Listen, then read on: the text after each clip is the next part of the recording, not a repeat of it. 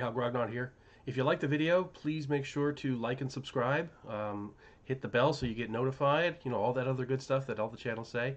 And feel free to visit my blog and my Patreon. Links are down below. Now, enjoy the show.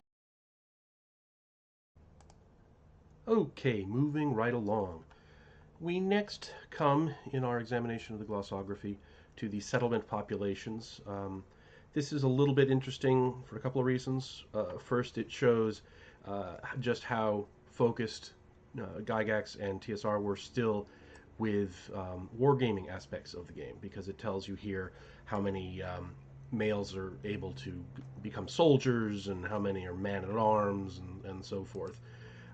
The other interesting thing here is that this section gives map symbols for settlement types that don't exist on the map. So on the big Darlene maps, there are no thorps or dwarfs or hamlets or villages or witches. They're not there, but they still give you map symbols for them. And my guess is that these were supposed to be used by individual DMs, or they were intended to be used in later TSR products. And as far as I'm aware, that never actually happened. Another aspect of this that's a little hard to grasp is the very, very small size of the towns and cities. When you compare these populations with the populations of the nations that are given later on in the guide, there is an enormous disparity between them. There's just no way that you could have as many people in a given country that are supposed to be there with these population sizes. And in fact, I once actually wrote to TSR and asked about that. And they wrote back saying that each town or city would have a number of different satellite villages around it that would bump up the population. So that there might be 60,000 people in a city, but in the hex immediately surrounding it, there might be enough villages to bump that up to 100,000. So that's how they get up to that, and I believe they actually covered that in one of the Dragon Magazine articles, you know, where they do the Q&A, and I like to think that it was my question that spurred that in the magazine. So, next up, we come to the rates of travel. The interesting thing here is that every hex on the big Darlene maps is 30 miles across, so the rates of travel here are kind of geared towards that. You never see something where they're moving 22 miles a day or whatever. Mostly it's 30 miles. If you're on a road going through a plain hex on the map, you're going to go one hex a day, which is very, very easy on the DM. If you're searching or encumbered, it takes you 2 days to go. If you're on a horse, you can move 2 hexes and so forth. They don't give you the roads or tracks on the maps. You have to kind of fill those in yourself. And the same thing pretty much goes for rivers and lakes and oceans. It gives you how to deal with the currents of rivers and so forth. It's all pretty fiddly stuff.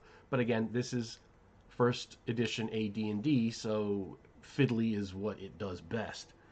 Now we come to the encounter tables. And I am not going to sadistically go through every line of every table in this section, but there are some things that are really worth teasing out and bringing to your attention.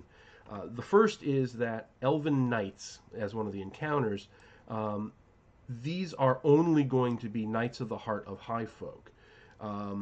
They're only encountered in 2 different places on the tables. And I think it's very telling that they go out of their way to kind of emphasize the fact that if you're going to find a patrol of Elven Knights, they're only going to be coming out of High Folk or Selene, which is, where those are the 2 big Elven led realms, aside from one of the Ulex states. Then we've got all kinds of different things. You'll notice here it's very, very fiddly again. It tells you what kind of armor people are wearing. It tells you how many scouts and sergeants and, what the character party alignment breakdown is, which is, in this particular case, is worth noting that this breakdown is different than the breakdown of NPC parties that you see in the DM's guide. The big difference is that the neutral parties are bumped up somewhat. And I think this is in keeping with the overall theme of the world of Greyhawk, where you have factions dedicated to neutrality and balance, um, like the Circle of Eight, like the Druidic hierarchs, and so forth. In Gygax's novels, he mentions things like the Order of the Rosy Cross and things like that that are actively about neutrality, and pushing the neutral balance point of view. And I think that's reflected here in the NPC character alignment table, because you have more neutral than you do normally. Then we've got patrols and so forth and so on. But here, when we come to there's one thing real quick. Men patrol false. This is a beautifully Gygaxian kind of thing, because not only are are the encounter tables stuffed with things that are naturally going to be hostile towards you, but now we've actually got things that are hostile to you but are pretending not to be. Which is beautifully Gygaxian. It tells you that a false patrol is impersonating the soldiers of the place where you're at. So if you're in Furiondi, that a false patrol is going to be from the Horn Society trying to infiltrate the place, and it's just beautiful. And they're wolves in sheep's clothing, because they're using the uniforms and the armor and stuff of the place where they're infiltrating, which I think is just great. Plus, they're hiding some of their troops, so it's beautifully misdirection.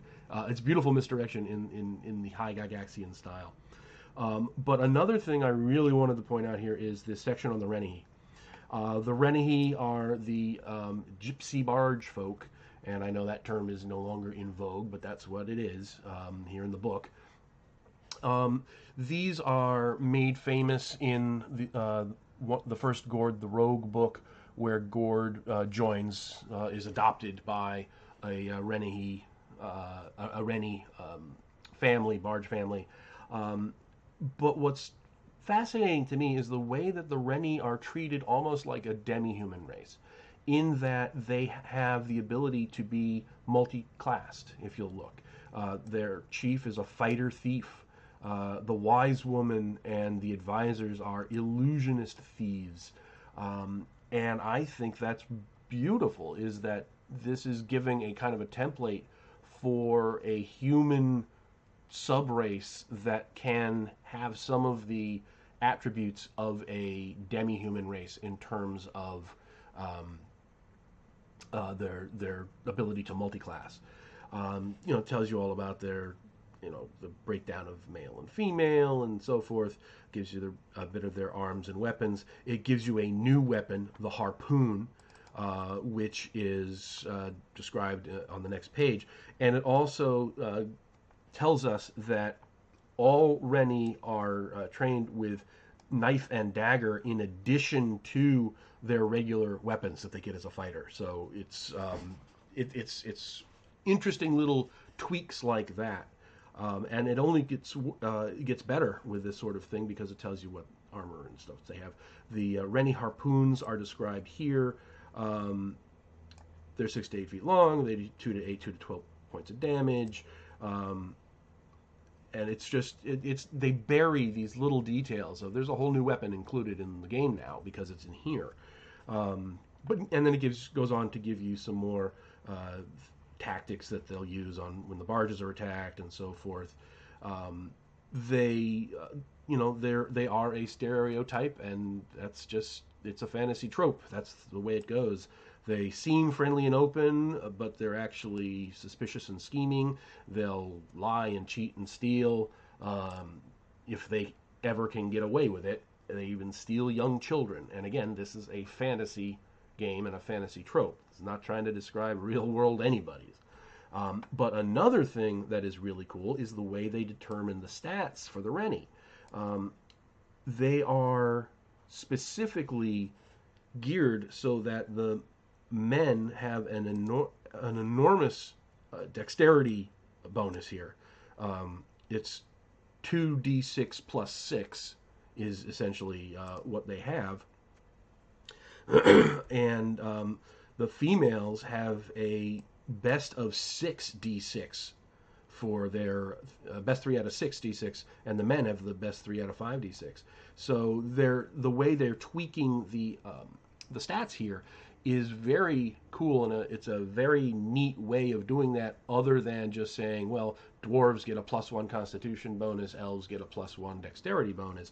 Here they're actually playing with the bell curve of the stats, and I could actually see doing this for the other types of races in Greyhawk. I could see something along these lines for Sul or Iridians or Flane or whatever. So it's definitely a fascinating way that they treat them.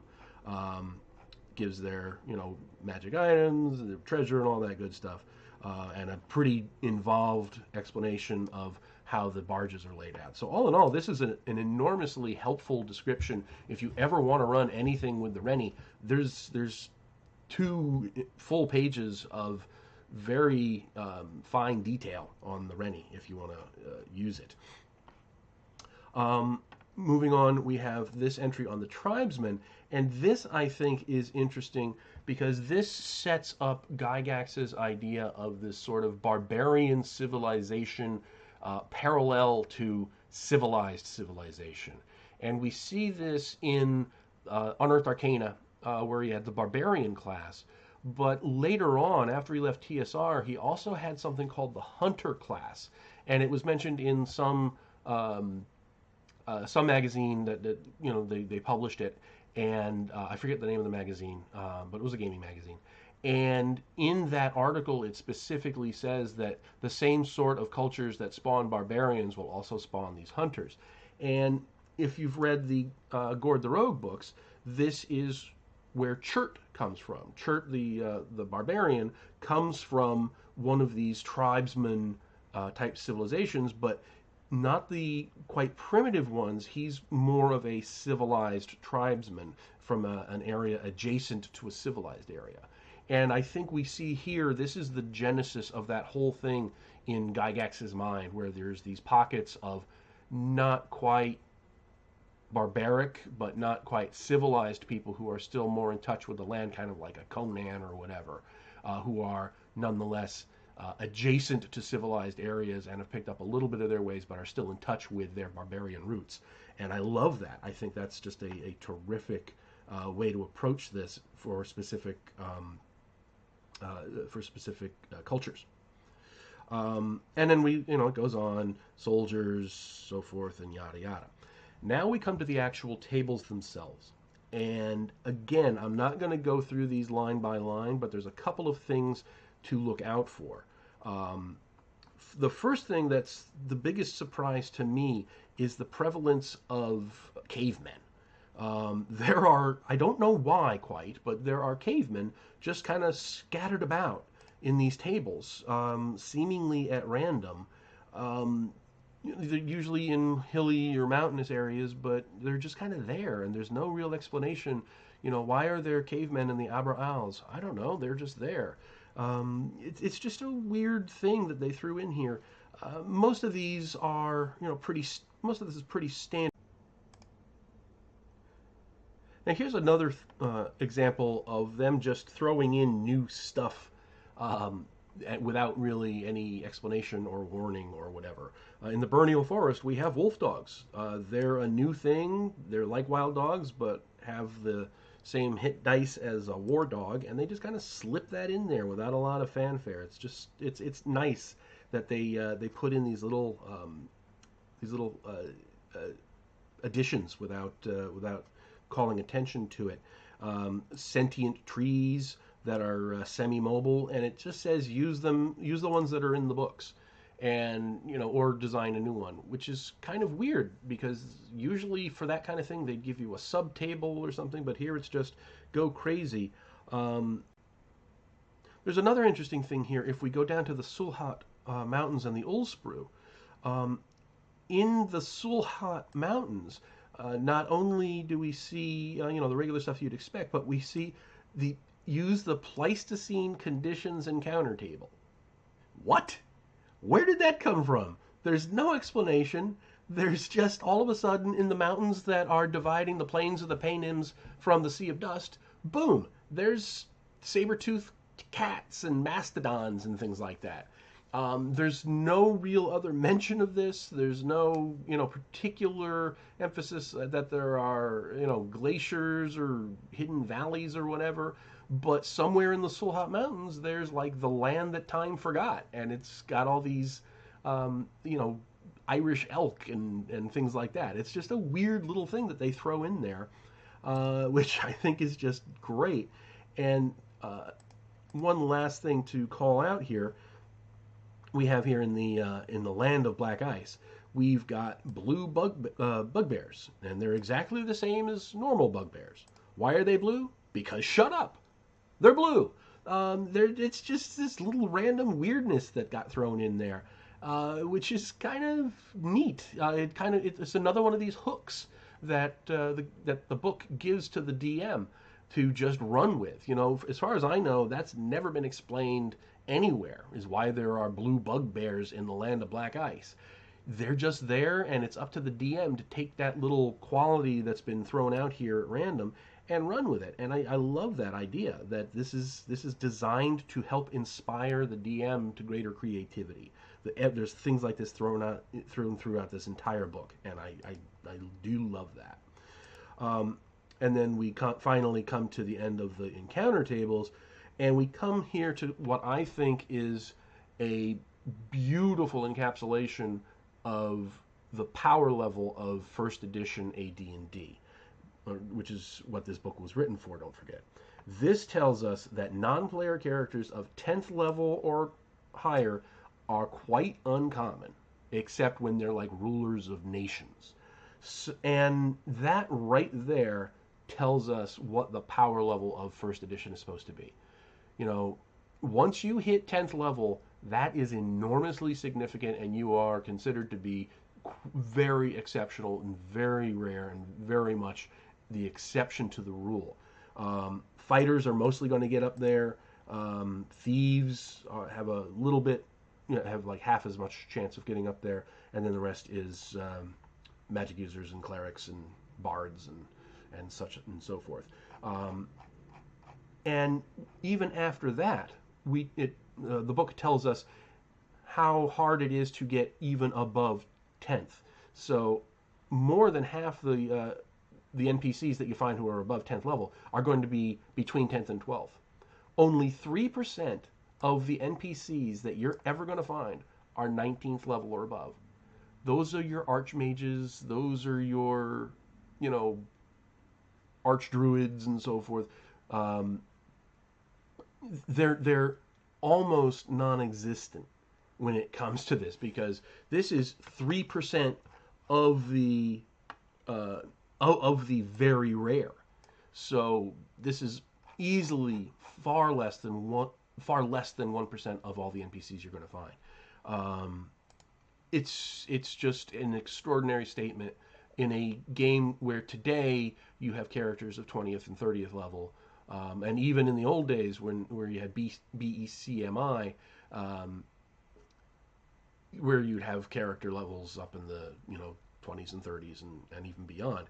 For AD&D, 10th was you've made it when you hit 10th level, and if you get beyond that, you are just unbelievably powerful. And I kind of like that. I like the lower power level that this kind of thing implies in first edition.